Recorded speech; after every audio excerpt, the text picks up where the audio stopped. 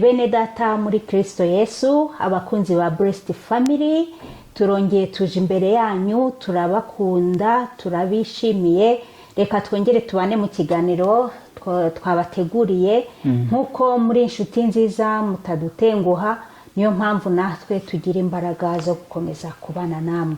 Rero nkuko musanzwe mubimenyereye, uwo mugiye kubana muri uyu mwanya ni Betty n'umutware wanjye Emmanuel, murasanzwe mutumenyereye. Rero uyu munsi twabazaniye iyindi sije nziza cyane muri bukundi. Ariko mbere yuko duhishura icyo twabahishiye muri uyu mwanya, reka tubanze dusenge nkuko bisanzwe. Nyuma yo gusenga turakurikizaho ijambo nkuko dusanzwe kuri gahunda zacu biba biteguye. Rero reka saba umutware adushyire imbere y'Imana muri aka kanya. Uwiteka Imana yacu, turagushimye kubw'ubuntu bwawe n'urukundo, tugushimiye amahoro yawe adasanzwe, kandi tugushimiye ko turi bazima. Abari kutureba nabo ni bazima, abazabana natwe muri iki kiganiro bazakireba kuko ari bazima. Urakoze kuri iyo mpano y'ubuzima Mana. Urakoze rero kubw'uyu mwanya mwiza tugiye kuganiriza aba bantu ubwoko bwawe. Reka ushyire ibyo tuvuga mu kanwa kacu, ntaba ari twebwe, ahubwo tuyoboze ubuntu bwawe, kandi n'abazumva ibyo tuvuga nabo uzabahe gusobanukirwa ndetse no kurushaho kumenya ibyo ushaka n'ibyo bashakaho, mu izina rya Yesu Kristo, amen. Amen. Imana ngumugisha kudushyira imbere y'Imana. Mbere yuko rero dugira ibindi dukomeza, reka utugezeho ijambo waduteguriye muri uyu mwanya. Ijambo ndabizi neza yuko hari ijambo icyo Imana yagushize ku mutima ugisangiza abakunzi bacu ba Blessed Family. Urakoze cyane. Reka umfashe gusoma ijambo tubona muri Matayo ibice 6. Yego. Kuva ku murongo wa 25 turagarukira wenda kuri 27. Kadusome mu izina rya Yesu. Ijambo ry'Imana riravuga ngo, nicyo gituma mbabwira nti ntimukiganyire ngo mutekereze ubugingo muti tuzarya iki, cyangwa muti tuzanywa iki. Ntimwiganyire ngo mutekereze iby'umubiri wanyu ngo tuzambara iki. Mbese ubugingo ntiburuta ibyo kurya, umubiri nturuta imyambaro. 26. Nimurebe ibiguruka mu kirere, ntibibiba, ntibisarura, ntibihunika mu bigega, kandi so wo mu ijuru arabigaburira nabyo. Mwebwe se ntimubiruta cyane? Amen. 27. Ninde muri mwe wiganyira wabasha kwiyunguraho umukono umwe? Amen. Dufashe usome na 33. 33 aravuga ngo, ahubwo mubanze mushaka ubwami bw'Imana no gukiranuka kwayo, nibwo ibyo byose muzabyongererwa. Amen. Amen. Urakoze cyane. Urakoze kudufasha gusoma. Uyu munsi naje ndi ku ijambo rivuga ngo wigira ubwoba, cyangwa se wigira ibigutera ubwoba. Don't worry. Yes.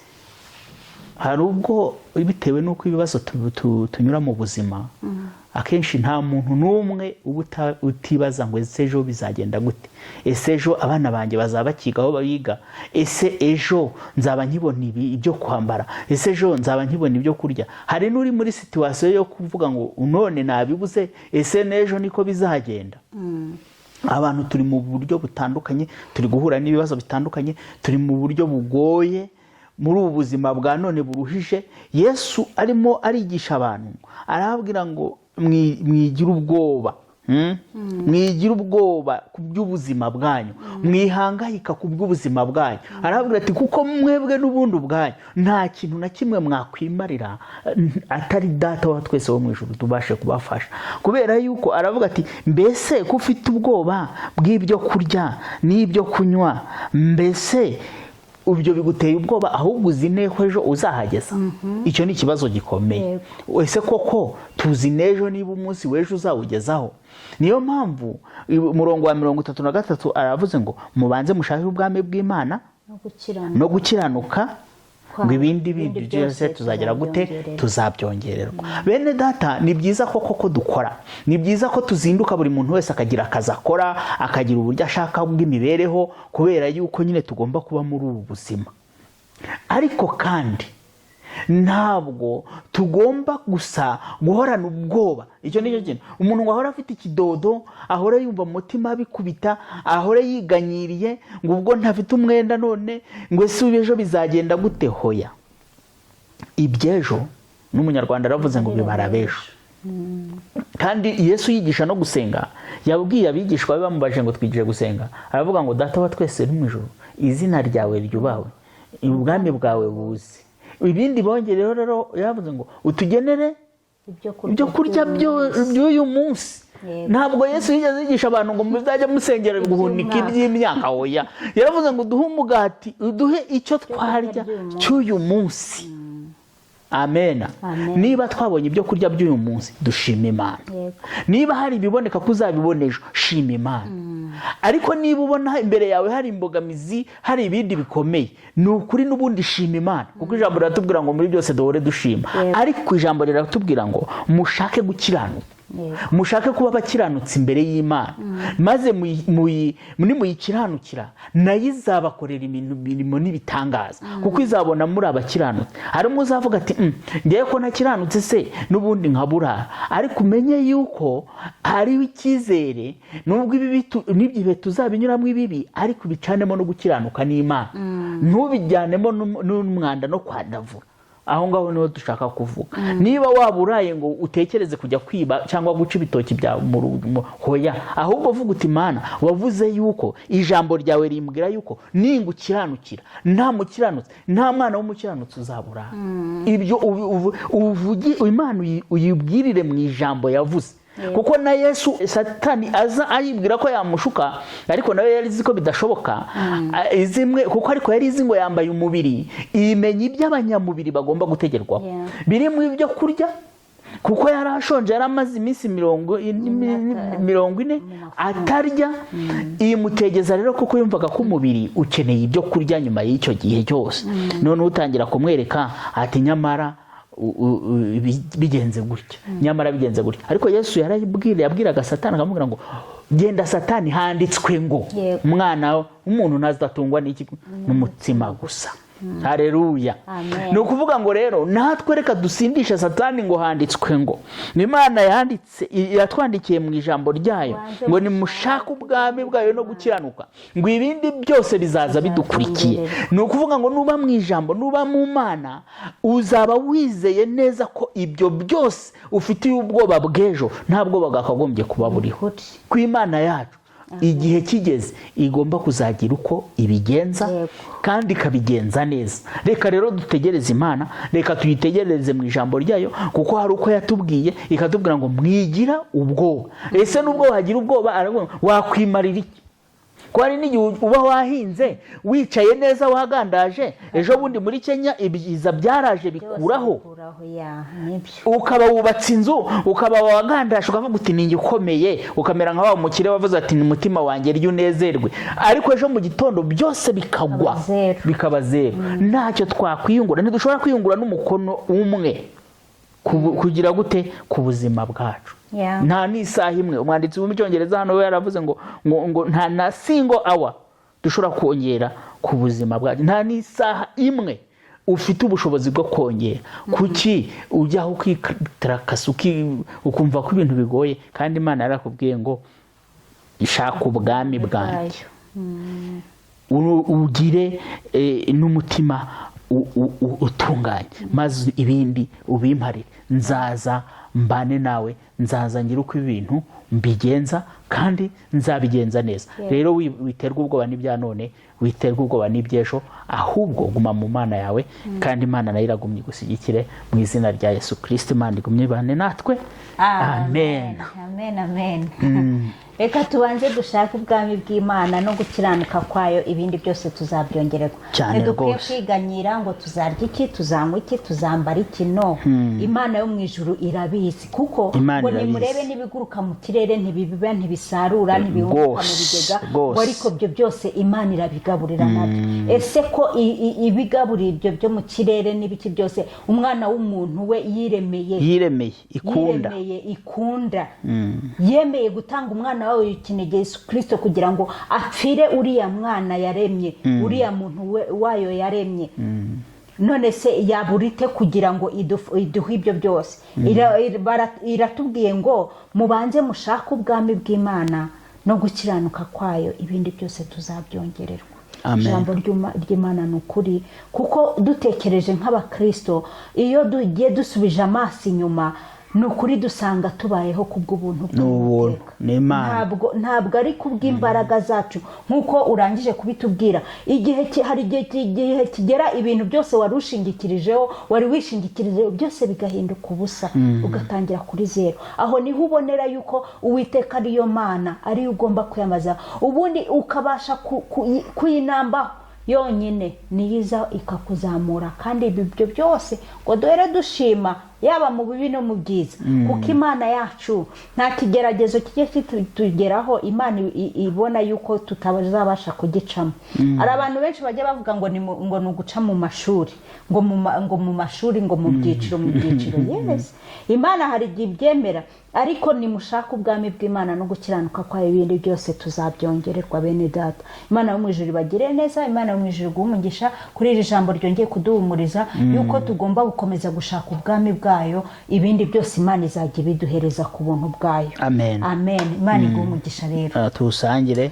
Rero bene data, turagarutse ku bw'ikiganiro cyiza twabateguriye umunsi wa none. Mumaze kumenyera ikiganiro cya kubera iki. Tugarukanye ikibazo kibaza ati, ese umukristo gutanga icya 10 birakwiriye? Mubitekerezeho. Umukristo gutanga icya 10 birakwiriye? Ibi ngibi abantu benshi ntabwo bajya babivugaho rumwe, abantu benshi babyumva bitandukanye. Hari habumva yuko bagomba kugitanga, batagitanga bikababera icyaha. Hari habumva yuko bashobora gukorera Imana mu buryo ubu n'ubu batabyise maybe cya 10, bakumva yuko bagomba no gutanga ibirenze n'icyo cya 10, bakumva yuko bagomba gukorera Imana by'ukuri. Hakabaho n'abandi bavuga ati no, ngewe iyo nsomye amagambo bimbwira yuko ari ibintu bya kera, by'amategeko ya kera. Reka twumve icyo umukozi wayo yaduteguriye muri uyu mwanya, bitewe n'ubushakashatsi bukeya yakozeho, hanyuma twumve mu by'ukuri icyo ibi bintu bibivugaho. Ariko mu by'ukuri gutekereza kuri iki cya 10 tuzakireba mu bice bibiri. Uyu munsi turarebera hamwe icyo mu isezerano rya kera ribivugaho, hanyuma ubutaha tuzareba ku bikwiriye umukristo mu gutanga icya 10. Urakoze cyane kubwo intangiriro nziza uhaye abakunzi bacu. Kandi hari abakunzi bacu bari bafite iki kibazo, hari n'abandi bakimaranye igihe. Rero ni byiza yuko nkuko twavuze ko dufite ikiganiro cya kubera iki, aho tuzajya tuvuga ku topic cyangwa amasije cyangwa se ibibazo abantu bibaza, bashaka kumenya ibisubizo, tugarebera hamwe mu ijambo ry'Imana. Mu by'ukuri ibyo tubabwira ni ibyo dukuye mu ijambo, ariko ijambo buriya ni rigari. Abantu twese iyo turyinjiyemo hari uko umuntu arisohokamo, akarisohokamo muri hishurirwa, n'undi akarisomera muri hishurirwa, ariko ijambo ntirihinduka, ni rya rindi. Rero nk'uko bivuze, tugiye kwibanda kureba uyu munsi, kuko iki ni ikiganiro kirekire cyadutwara igihe kinini, niyo mpamvu tugica mu bice bibiri. Uyu munsi tukareba icya 10 mu isezerano rya kera. Ese cyari kifashe gute? Kuko isezerano rishya turimo ryaje risanga irya kera ryarabayeho, kandi icyo cya cumi niho cyatangiriye. Rero kugira ngo tucyumve, reka duhere mu isezerano rya kera. Reka rero turagenda ufasha mu bijyanye no gusoma ijambo ry'Imana, tukomezanya, nanjye ngerageza gusobanura uko iryo jambo ritubwira. Icya cumi rero kiriho mu isezerano rya kera mbere y'amategeko ya Mose. Iyo urebye igitabo cy'Itangiriro, ibice 14 umurongo wa 18 kugera ku wa 20, tubona ko Aburahamu yatanze icya cumi nk'ishimwe yahaga umutambyi. Ubishoboye kudusomera Itangiriro 14 ibice 18 kugera kuri 18 kugera kuri 20, wadufasha ugasoma 18 kugera kuri 20. Reka dusome mu izina rya Yesu. Ngo kandi Melikisedeki umwami w'i Salemu azana imitsima na vino. Yari umutambyi w'Imana isumba byose. Sangira 19. Ngo amuhesha umugisha ati Aburahamu ahabwe umugisha n'Imana isumba byose nyir'ijuru n'isi. 20. Ngo kandi Imana isumba byose ihimbazwe, yakugabije ababisha bawe. Nuko Aburahamu amuha kimwe mu 10 cya byose. Amen. Amen. Ni ukuvuga ngo iki gihe Melikisedeki yari umwami wa Serumu nk'uko twabisomye, ariko kandi yari n'umutambyi. Uri kumva? Yari umutambyi w'Imana isumba byose.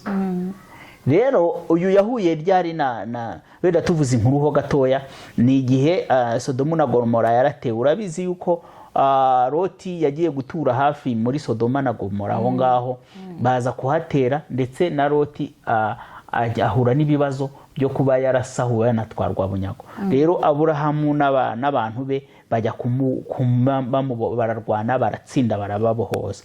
Rero igihe bababohoje nibwo baje gushimwa n'abo bami, ndetse harimo na Melikisedeki aza gushimira Aburahamu. Muri uko kumushimira no kumuhesha umugisha, urabona ko nawe yamuhaye imitsima ya vino imitsima na vino. Rero muri uko kumushimira, Aburahamu nawe agira ishyaka ryo kumuha ishimwe nk'umutambyi w'Imana. Mu byo yari afite amuha mu kimwe cy'icumi. Ariko iki cya cumi tukivugeho cyatanzwe rimwe gusa. Ni icya cumi cy'ishimwe cyo gushimira. Aravuga ati mu byo mfite, ariko icyo kintu cyitwa kimwe cya cumi niho cyatangiriye mu Bibiri kuvugwa kimwe cya cumi. Ni ukuvuga ngo ni kimwe mu bintu 10 ufite. Ubundi rero mu Itangiriro turongera kubona icyatanzwe na Yakobo. Reka dusomere kugira ngo tujye tubisoma vuba n'abantu babashe kumenya inkomoko yabyo. Itangiriro 28. Itangiriro 28, 22. Ngo Yakobo ahiga umuhigo ati Imana nibana nanjye ikandindira muri uru rugendo ngenda, izajya impa ibyo kurya n'ibyo kwambara, nkazagaruka kwa data amahoro, Uwiteka azaba Imana yanjye. 22. Niribuye nshinze nk'inkingi izaba inzu y'Imana, kandi ku byo uzajya umpa byose sinzabura kuguha kimwe mu 10. Ngo kandi ribuye nshinze nk'inkingi izaba inzu y'Imana, ngo kandi ku byo uzajya umpa byose sinzabura kuguha kimwe mu 10. Sinzabura kuguha kimwe mu 10. Ni ukuvuga ngo Aburahamu Yakobo uzi ko hari ibyamubayeho, yiriganyije umugisha. Ariko mu byo kuriganya umugisha ngira ngo yari muri pura y'Imana. Ariganyije umugisha, nyina amugira inama yo kuba yahunga, ariko se nawe amugira inama yo kuba yajya gushaka umugeni mu bwoko bwa bene wabo. Rero niho yafashe inzira yo kugenda. muri iyo nzira urumva mu by'ukuri hari n'umuntu ugiye mu bibazo n'ibiki byose ariko aza kubonekerwa n'ijuru, aza kubona Imana.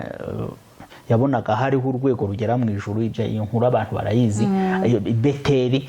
Rero muri uko guhishurirwa no guhura n'Imana, Imana ikamuha amasezerano, ikamugirira neza, aravuga ati rero Mana, nanjye ibi ngibi unkoreye ngiye kuzagira gute, ahantu nzahubaka inzu yawe, kandi ku byo uzajya umpaho byose sinzabura kuguha kimwe mu icumi. Urumva ni ahantu ha kabiri bivuye kwa Aburahamu, bigeze ku mwuzukuru wiwe Yakobo. Yakobo nawe aravuga ati Mana, urumva we noneho hagihaye Imana. Uriya we yarari gushimira umutambyi, uyu aravuga ati nzagiha Imana. Urukumva kimwe cya cumi ni icyo yiyemeje, nta tegeko ryari riri muriho, ni umuhigo yahize. Okay? Tubonye icya cumi cya hano cy'umuhigo cyakozwe n'umuntu, ntabwo yabiraza abana be, nujya kubira ntabwo yabwiye abana be ngo Mana narabikoze namwe moya, ni umuhigo we personnel w'ibyo yagombaga gukora. Reka rero twihute, ngira ngo aho turahasobanuye, kuko hari abantu benshi bajya babibwiriza bakagendera muri iyi mirongo. Aburahamu yatanze icya cumi namwe ni mu gitange, of course yaragitanze, ariko ni icyo gushimira kandi yabikoze inshuro imwe gusa. Bati Yakobo nawe nuko bimeze, Yakobo yari ari mu guhigura umuhigo kubw'umutima we ukunze. Yego, reka dukomeze tujye mu cya cumi noneho, turebe mu cya cumi mu mategeko. Twinjire mu mategeko, kuko ahangaha noneho niho biba bikomeye, kuko ikintu iyo cyiswe itegeko kiba cyarebye buri muntu wese. Amategeko turibukiranya neza yuko Abisiraheli bahawe amategeko mu gihe bari barimo gushaka kwinjira muri gakondo.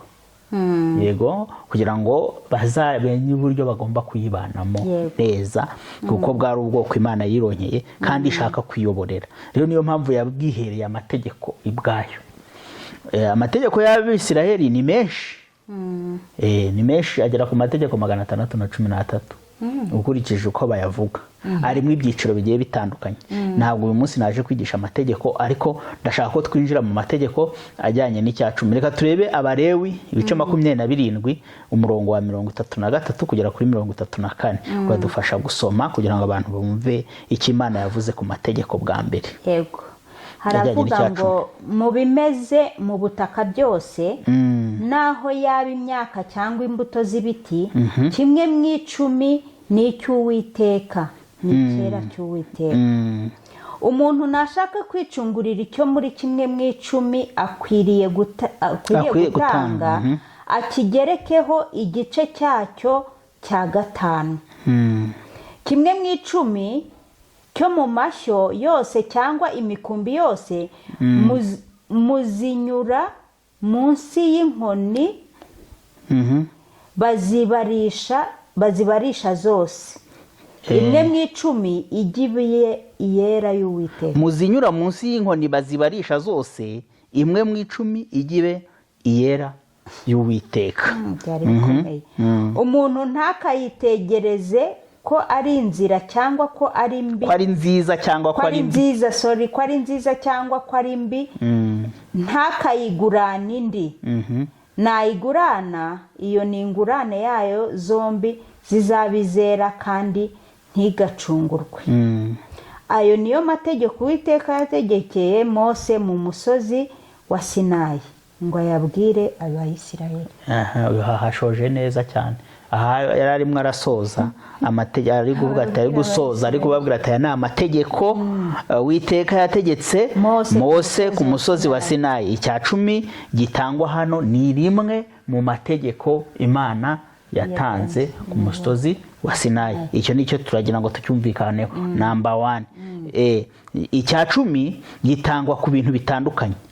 Twabonye ko hari imyaka, hariho n'amatungo. Noneho ku myaka byagenzwaga gute? Barebaga imbuto n'ibyasaruwe, imbuto, impeke n'ibindi. Ibintu byasaruwe bagafataho kimwe cya cumi. Ku matungo habarwaga amatungo yose, iya 10 twabyumvishe neza iya 10 ikajya ku ruhande. yego ubwo bishaka kuvuga ikirere aho ngaho kugira ngo tuwumve neza. niba ufite munsi y'amatungo 10 nta cya 10 uzatanga. kuko nuzigira munsi y'inkoni kuzibara ntabwo iya 10 ntudafite iya 10 ntabwo uzatanga icya 10. nicyo bivuze. none ntabwo tubyumvikana. usubire ku murongo usome neza. Nakerageje no kureba n'abasikora bagiye babyandika kuko ntabwo just nasomye gutya gusa nagiye kureba abasikora bamwe bagiye bandika ku bintu by'icya 10. baravuga ngo umuntu nashaka kwica haruguru 32 ngo kimwe mu 10 cyo mu mashyo yose cyangwa imikumbi yose muzinyura munsi y'inkoni bazazibarisha zose imwe mu 10 ijya ibiyera y'Uwiteka. imwe mu 10 ni ukuvuga ngo bazazinyuza munsi y'uko bazibara abo bagomba kuzinyura munsi y'inkoni bazibare 1, 2, 3, 9 ya 10 ku ruhande. ni ukuvuga ngo umuntu ufite munsi y'inka 10 munsi y'inka 10 nta cya 10 agomba gutanga. kubera iki? ubu bwari uburyo ngira n'ababisesengura baravuga uburyo n'abakene batangaga bike kandi babashe no kubaho na muri bya bindi bikeya Imana yabahaye bikeya babibemo batakwa icya 10. ku cya 10 Imana yari yarabahaye n'ibigisarasangura neza tuzakugisesengura turasanga ko kubera ko Imana yatanze ubutaka yabahaye gakondo. iyo gakondo rero ibivuyemo mu gushimira Imana iyo gakondo bagomba gutanga cya 10. rero wowe niba wavanyemo bikeya ni nk'imisoro. ujya ubona ko umusoro hari uwo babwira bati abangaba kuri installation kugeza kuri bo nta musoro mugomba gutanga. rero n'Imana nayo n'aya mategeko tujye twibuka yuko yagiye afatira muri aya mategeko niyo mategeko ya mbere yanditse mazima yabayeho mu bihugu. iri tegeko amategeko y'abandi ashobora no kuba nayo yaragiye ryireferaho mu kugira ngo bubake amategeko y'ibihugu. kuko urumva baratanga kuri abantu batunze bike bakababwira ati mwebwe murasonewe kugera ku itungo rya 9. niba ufite inka 19 uzatanga inka imwe. kubera iki? ntabwo ufite izajya kunyuramo ku bwa 20 ngo bayikure. uri kumva aho ngaho next year wenda n'uzi undi mwaka zizaba zabyaye noneho zinyuremo wenda zabaye 25 bakureho. niko kwa mugani n'abakozi ba leta n'abandi bakora hariho hose bashiraho range iyo ugiye kwishyura umusoro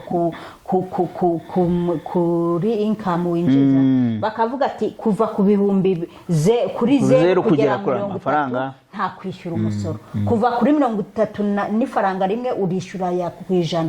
kuva kuri aya bakagenda bishira mu byiciro. rero ni cya 10 buriya nuko byatanye ku matungo turi kuvuga ku matungo ko nuko yabara ya 10. noneho ku myaka byo barasaruraga bakarenga niba ugize ibirengo birenze 10 kimwe ariko urumva tubishize muri logique icya 10 nukuvuga ni ibintu biba bigeze ku 10. urumva ni bigeze ku 10 ariko urumva mu myaka washoboraga kuba imyaka yushobora kuyipanga mu bintu. niyo waba usaruye dukeya ushobora kudupangamo 10 ukadupanga mu 10 ukavuga uti aka 10 nabigeze neza ka 10 nakimana. ariko urumva nabyo nugusarura uzatanga duke bitewe nuko wasaruye dukeya. wasaruye imifuka 100 no wasaruye imifuka 10 ntago bazatanga kimwe. umuntu azatanga nkuko umusaruro we umeze. ariko byagera ku matungo kuko yo utari buyacagagure nukuyabarisha akanyuramo. angira ngo aho ngaho turahumvishije. rero ikindi nushaka gucungura ni ukuvuga ngo ni ukuvuga ngo wabaze ya myaka yawe wagombaga kujyana kumurikira Imana k'icya 10 noneho ntushaka kuyitwara urashaka gutwara nk'uburyo bw'amafaranga. urabigenza ute? urafata ya myaka uyigurisha. numara kuyigurisha amafaranga ukuyemo kimwe cya 10 uzacyongeraho penalty ya kimwe cya 5 k'icyo cya 10. ubwo uzatanga 10 n'ibice 2. turi kumvikana? ngira ngo mu mibare turabyumva 20% ya 10% si kabiri. ubwo uzatanga bavuze ngo 1/5 cy'icyo cya 10. igice cyacyo cya 5. uracyumva ubwo? Niba ushaka kubitwara mu mafaranga uzaterwaho penalty, kuko Imana yashaka ko icya 10 kiba kuko urumva yari yatanze ubutaka, ibivuye mu butaka yabahaye cyangwa se ibiri kutungwa n'ubutaka Imana yabahaye, nicyo yashakaga. So reka dusome kubara, tugende twihuta kugira ngo tucunguze uburyo umwete.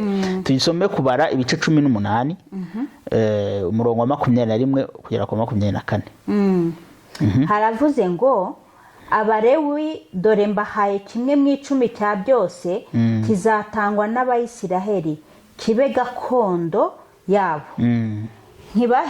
Nkibahembeye imirimo bakora yo mu ihema ry'ibonaniro.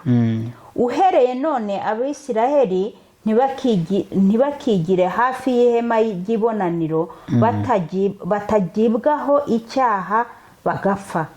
Ahubwo Abalewi aba ari bo bakora imirimo y'ihema ry'ibonaniro, aba ari bo bagibwaho no gukiranirwa kwabo. Iryo ribe itegeko ridakuka mu bihe byanyu byose, kandi Abalewi ntibazagire gakondo mu Bisiraheli.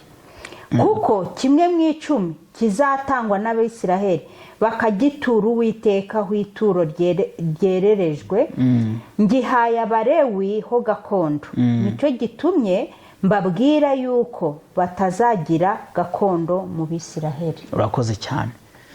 Icyo ngicyo ikintu tubanza kwemeranywaho ni uko icya 10 hari icya 10 cy'Abalewi. Sibyo? Nuvuga ngo Abalewi bagombaga gukora iki? Ni abatoranijwe, ni umuryango watoranyijwe w'Abalewi kwa Lewi, w'abantu bagomba kugira gute? Gukora imirimo yo mu ihema ry'ibonaniro, cyangwa se kiriya gihe bari bagifite tabernacle cyangwa navuga ngo iki, ihema ry'ibonaniro niko umuntu yavuga. Urumva rero kuba baratoranijwe, nabo bari batoranijwe imihango yose navuga y'ibijyanye n'itorero n'ibijyanye no kubana n'Imana yabo. Ni nkaho wavuga ati n'abapasiteri muri iki gihe cyacu. Uri kumva?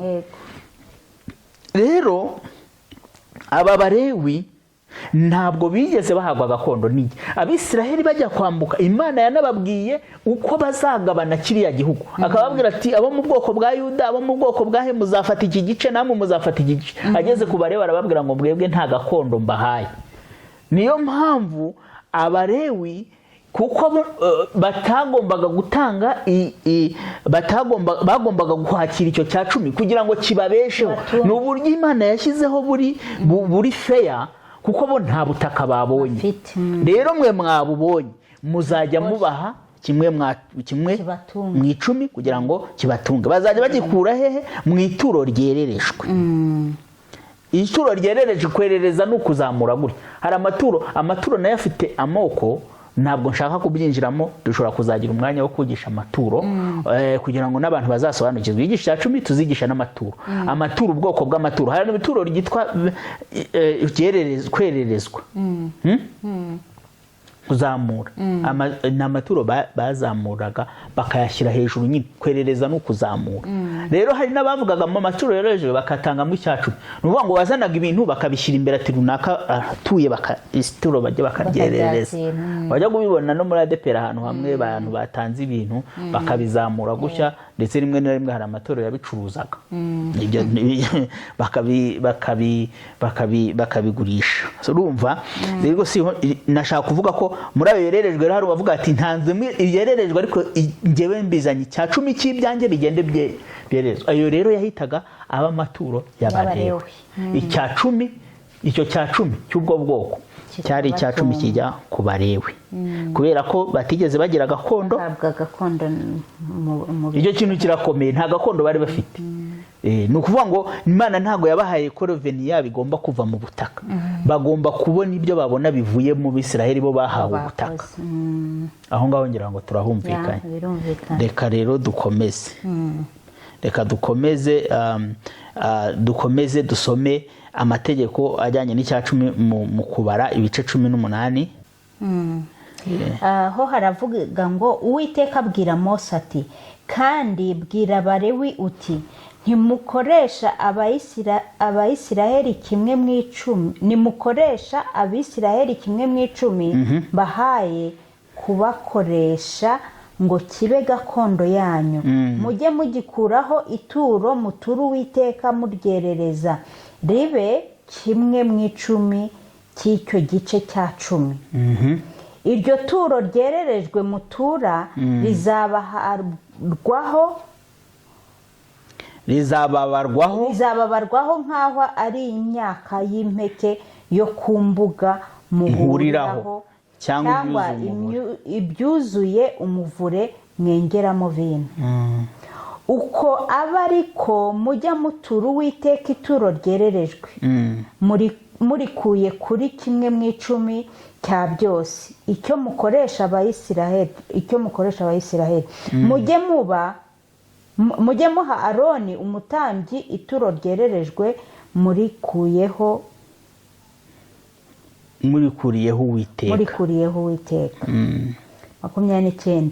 Mu byo muhabwa byose abarimo mujya mukura amaturo yererejwe yose mutura Uwiteka mu birushaho kuba byiza abarimo mukura igice cyabyo cyo kwezwa. Aha ngaho ikintu dushaka kwerekana ni aba Balewi ntabwo bari barahawe ubutaka ngo bakuremo ibyo guhinga, bahawe icya 10 n'abandi baturage b'Isirayeli. Bo barabigenza bate? Nabo barakuramo batanga icya 10 ku mutambyi mukuru, nibyo biti icya 10 cy'icya 10. Wabonye icya 10 nk'umurewi, ariko umutambyi mukuru nagomba kubaho. Urumva ni uburyo bwo kugira ngo abantu bose babeho basharinga ibintu biri kwera muri icyo gihugu Imana yabahaye. Kandi uzerebe ni amategeko ntago batangiye kuyakurikiza mu butayu kuko nta gakondo bari bafite mu butayu. Musarabwa nimugera muri icyo gihugu dore ibyo muzakora. Kandi wabonye ko mu kuva mu Balewi, turi gusoma mu Balewi twabonye ko byari ibintu biri itegeko ryatanzwe mu buryo bumeze nk'itegeko nshinga, bavuye ngo muzatanga icya 10. Ariko ahangaha turi kwinjira mu bindi bitabo byagiye bimera nkaho bisesengura itegeko, bikarushaho gusesengura itegeko kugira ngo abantu babashe kugira gute. Uzi ko no muri buryo bwacu busanzwe tugira itegeko nshinga aho usanga bavuga bati uburenganzira bw'umuntu ni ntavogerwa mu itegeko nshinga, ariko ntago baba kubwiye ntibutavogerwa kuva he kugera he. Mu yandi mategeko rero niho bazagenda bakwereka uburyo uburenganzira bw'umutungo we butavogerwa ubwiki, donc bagende babisesengura. Rero turi kugenda turushaho gusesengura kugira tumenye icya 10 ni igiki muri ibi bitabo bindi kubara no mu gutegeka kwa kabiri. So aha rero tumenye iki rero? Ahangaha tumenye iki? Tumenye yuko icya 10 Abalewi nabo bagombaga gutanga icya 10 mu bya 10 bahawe n'Abayisiraheli, nabo bikabasa nkaho iyo ari gakondo yabo.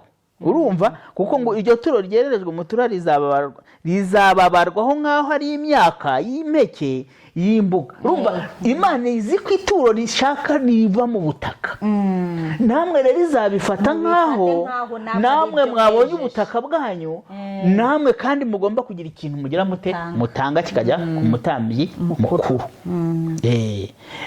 Urumva rero abagize icyo babona bagomba gutanga icya 10, kandi batoranyaga ibiryo aho kugira gute kuba byiza. Ako kantu nago tukanote, ntago ujya gutura ibyo ubonye byose, ni ukushaka ibijya birushaho kuba byiza, sibyo? Ariko wabonye ko nko mu nka yagwagaho yaba ari nziza cyangwa ari mbi yaragendaga, kuko ari nziza ari mbi yabaga iya 10 byahita bayikuraho bakayitwara. Reka rero dukomeze, reka tujye mu gutegeka kwa kabiri ibice 12 umurongo wa 10 kugera ku wa 12, naho twumve uko Mose aguma kurushaho gusobanura amategeko. Aravuga ngo ariko nimwambuka Yorodani mugatura mu gihugu Uwiteka Imana yanyu. Mwambuka Yorodani ibahaho gakondo ikabaha kuruhuka imaze kubakiza ababisha banyu bose babagose bigatuma muba amahoro maze ahantu Uwiteka Imana yanyu izatoraniriza kuhashyira izina ryayo ngo rihabe azaba ariho mujyana ibyo mbategeka byose ibitambo byanyu byo koswa n'ibitambo byanyu bindi na kimwe mu 10 cyose muzatanga n'amaturo yererezwa muzatura n'ibirusha ibindi kuba byiza muzahiguza imihigo mwahize Uwiteka kandi azaba ariho mwishimirana imbere y'Uwiteka Imana yanyu n'abahungu banyu n'abakobwa banyu n'abagaragu banyu n'abaja banyu n'umurewi uri iwanyu kuko adafite umugabane cyangwa gakondo muri mwe. Amen. Aratangira gusobanura, turaza kubisobanukirwa neza mu gice cya 14 ariko ahangaha ikintu ari kugerageza kubasobanurira ni iki. Aragerageza kubasobanurira ko kimwe cya 10 kigomba kuba kijyanwa ahantu hatoranyijwe, hari ahera aho Imana yashyize izina ryayo. Ntabwo ari ahantu hose, ntabwo ari ahantu Imana yatoranyije kubw'izina ryayo. Kandi iki cya 10 turaza kubona ko hari icya 10 bagiye kuvuga, iki cya 10 barimo baravuga hano ni icya 10 cyatezaga ubusabane hagati mu muryango, harimo ndetse n'abagaragu n'abaja ndetse n'abarewi kuko tuzi ko badafite gakondo. Reka turebe ubwo bwoko bw'icyo cya 10 barimo baravuga. Twinjire mu gutegeka kwa 2 ibice 14. Reka dukomeze 14 ku murongo 22 kugera ku 27. Twumve neza iby'icyo cya 10 tubisobanukirwa. Ngo ntuzabure gutanga kimwe mu 10 cy'imyaka yose iva ku mbuto wabibye iyo imirima yawe izera uko umwaka utashye. Kandi uzajya urira imbere y'Uwiteka Imana yawe ahantu izatoraniriza kuhashyira izina ryayo ngo rihabe. Kimwe mu 10 cy'amasaka yawe n'icya vino yawe n'icy'amavuta ya elayo yawe n'uburiza bw'amashyo yawe n'ubw'imikumbi yawe, kugira ngo wige guhora wubaha Uwiteka Imana yawe iteka.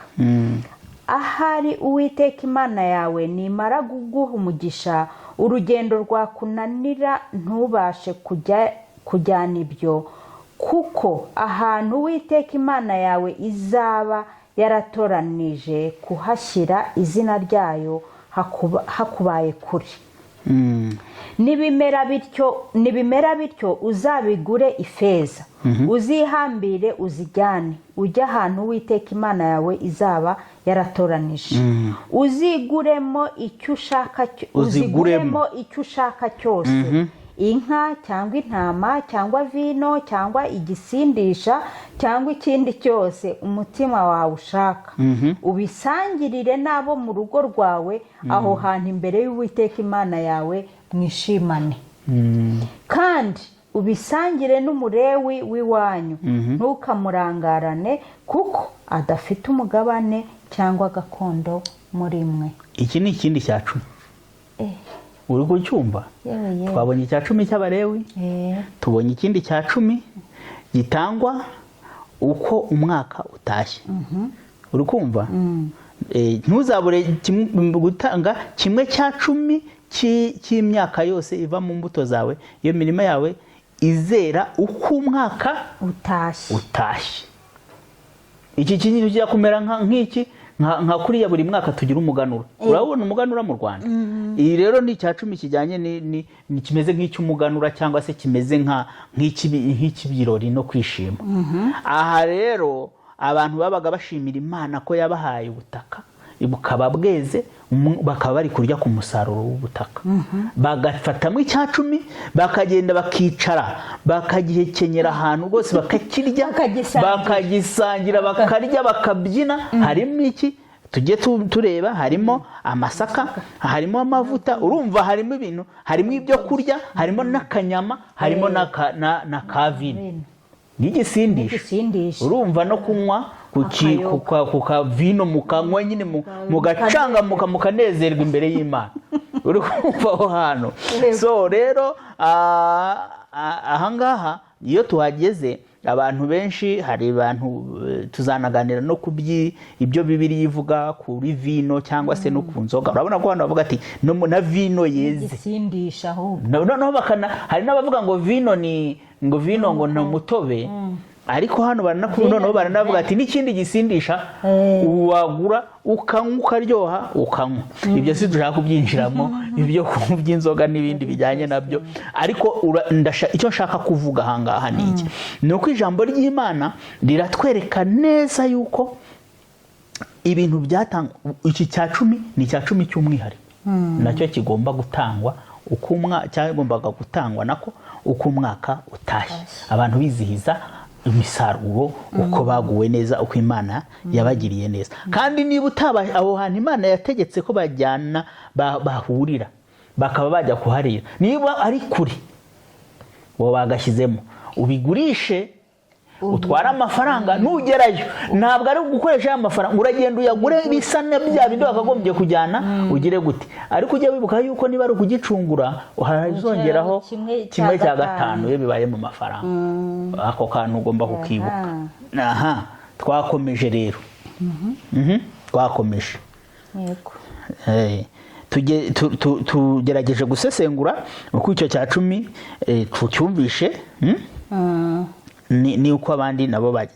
Reka dusome Gutegeka kwa 2 ibice 14 umurongo wa 20 nabyo na 28 twumva icyo tubwira.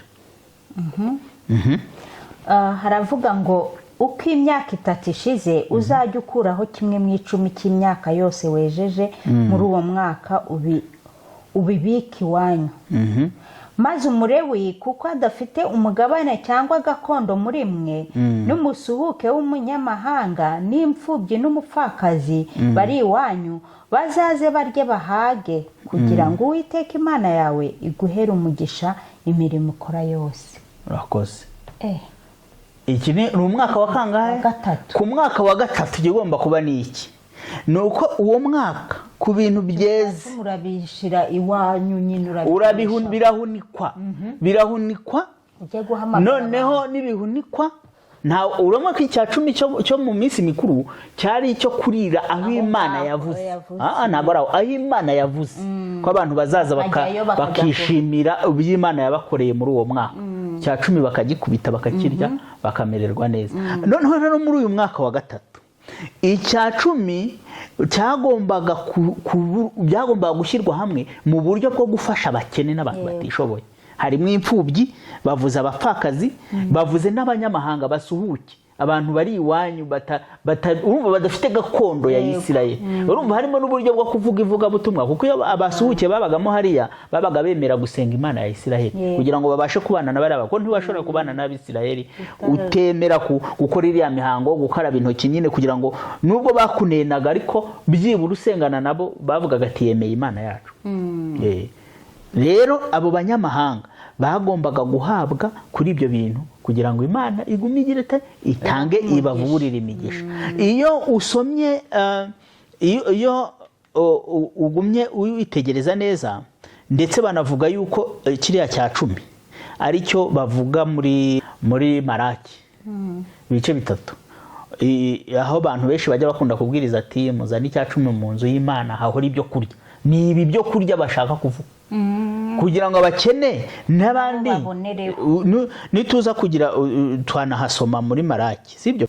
Turebe incamake y'ibi bintu, sibyo? Muri aya mategeko tubonyemo ibya 10 biboko bungahe? Niba wakurikiye twabonyemo icya 10 ko ari itegeko ry'Imana. Twabonye ko itegeko ari ry'Imana ni number 1.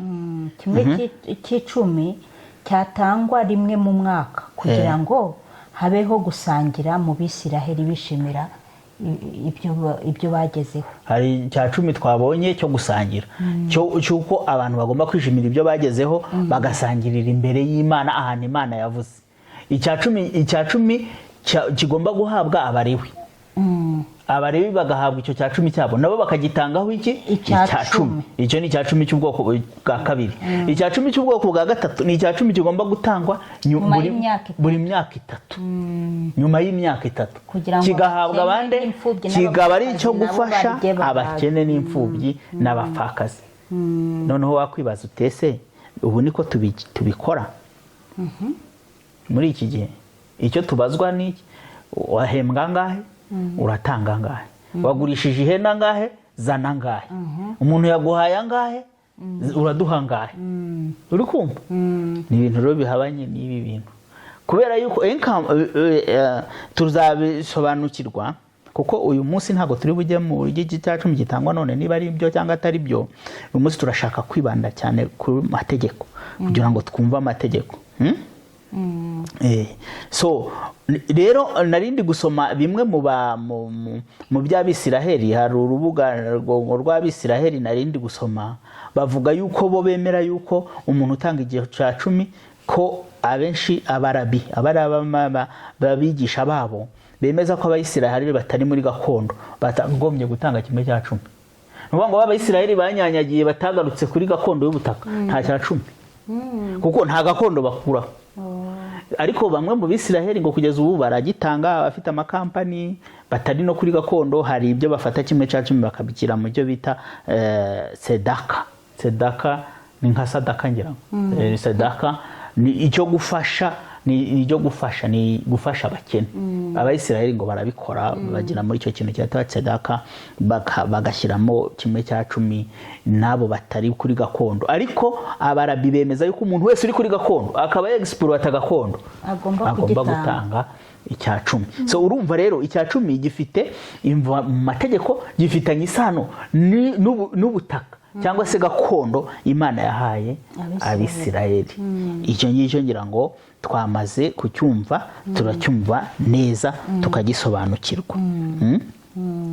Noneho rero ikindi turi kwanzura, turabona iki rero? Bibiliya mutukurikije ibintu twasomye ntabwo iri kudusobanurira neza nka kiriya cya cumi cyahabwaga Abalewi, ukuntu inshuro cyagomba gutangwa, inshuro zingahe. Ntabwo birasobanuka neza kugeza ubu. Wenda nzaguma gukora ubushakashatsi, ariko kubw'ibyo nabonye ntabwo bisobanuka. Imirongo niyo ivuga icyajyanye n'icya cumi. Rero ntabwo byasobanukitse neza. Hari n'abasikora nasomye bavuga ati ntabwo bisobanuka neza Abalewi inshuro bagombaga kubona, ariko zagombaga kujyana n'inshuro abantu bazanye ituro ryo kwerereza. Urumva izo zo kwerereza igihe babizaniye cya cumi, urumva Abalewi bo barakibonaho. Ariko ntabwo bavuga ngo bazerereza ngo muzazana inshuro kwerereza inshuro zingahe mu mwaka, ntabwo bigaragara neza. Nta nubwo washobora gusobanukirwa neza. Ikindi kidasobanutse neza, urabona ko umwaka wa karindwi iyo usomye Abalewi 25 umurongo wa 2 kugera ku 3, umwaka wa karindwi mu Bisiraheli wabaga ari umwaka w'isabato, ntabwo bahingaga. Ntabwo rero bisobanutse icya cumi ku mwaka w'isabato uko bwagombaga kugenda. Niba baratangaga icy'inka wenda icy'umusaruro kuko batari bahinze bakakireka, cyangwa se niba uwo mwaka icya cumi bataragisona. Abasikora bamwe baravugaga ngo barasimbukaga bakongera bakabara umwaka, ubwo bakabara uwa 8. Ariko kugeza ubu urumva n'ibyo abantu batekereza, bakabyandika nyine nk'impuguke mu by'iyobokamana, ariko ntabwo mu ijambo turi kubibona neza ku mwaka wa karindwi w'isabato uko byagombaga kwitwara. Kugira ngo tugibashe kubibara ati umwaka wa mbere, wa kabiri, wa gatatu batanze cya cumi kimeze gutya, ubwo kizongera kugaruka ku mwaka wa gatandatu, umwaka wa karindwi w'isabato, umwaka wo kudahinga abantu bakajya bahumba, bigafasha nabwo abakene. Rero ntabwo byasobanutse neza ku buryo ushobora kumenya uburyo wabikurikiranya neza mu myaka. So abakristo ba none tuzareba uko batanga icya cumi, niba ariko bagitanga mu by'ukuri dukurikije. Urebe nk'ubu ufite amatungo makeya baramwaka icya cumi, wagurishije ihene barakubwira ati ikintu wabonye urakiza. Kandi kera baravuga ati nta matungo n'ukubara 1 2 3 iya 10 akaba ari utangaho. Ariko umuntu utageze ku matungo 10 ubundi ayo matungo ntago yakaya. Ariko ubundi ntekereza ko n'ubundi duhora twishinja ibyaha kubera yuko uraba ufite iyo hene uyigurishe ngo uzane icya 10. Waba ufite imyaka wari ushize mu rugo yo kuzarya ukabugiza ubukene tireka njye kugurisha ngo urakunyu ayo mafaranga ukuyemo ati niba wakuyemo 500 atugomba kuyatangaho icya 10. Ibyo bintu nabyo turakeneye kugira ngo tubisobanukirwe. Ibyo rero tuzabisobanukirwa mu kiganiro gikurikiyeho kugira ngo tubashe kureba uburyo icya 10 kiri gutangwa muri iki gihe. Ese bikurikije ijambo ry'Imana mu isezerano rishya? Ese mu isezerano rishya koko tugomba gukurikiza ibi by'aya mategeko uko byanditse? Ese bimeze gute? Abakigisha bakakibwira abantu ko ari ngombwa, ese bahera kuki? Niba babaza kuri aya mategeko tuzongera tubisesengurane n'isezerano rishya turebe mu by'ukuri niba ari koko bikwiriye. Ikindi mu isezerano rya kera abantu nari nabikomojeho, niba dushobora nko gusoma kiriya cyanditswe kiri Malaki 3 ku murongo wa 10 aravuga ngo nimuzane imigabane ya 1/10 ihitse mubishyire mu bubiko inzu yanjye ibemo ibyo kurya, ngaho nimubingeragereshe niko Uwiteka Nyiringabo avuga, murebe ko ntazagomorora imigomero yo mu ijuru nkabasukaho umugisha mukabura aho mukwiza. Kuva kera Imana yabwiraga yuko Abisiraheli nibatanga icya 10 bizababeraho umugisha ku butaka, ku matungo. Ibyo bari barabibwiwe kuva kera. Ariko ngo nimuzane imigabane ya 1/10 noneho mubishyire mu bubiko. Urumva ni icya 10 ari kuvuga ni cya kindi cy'abakene.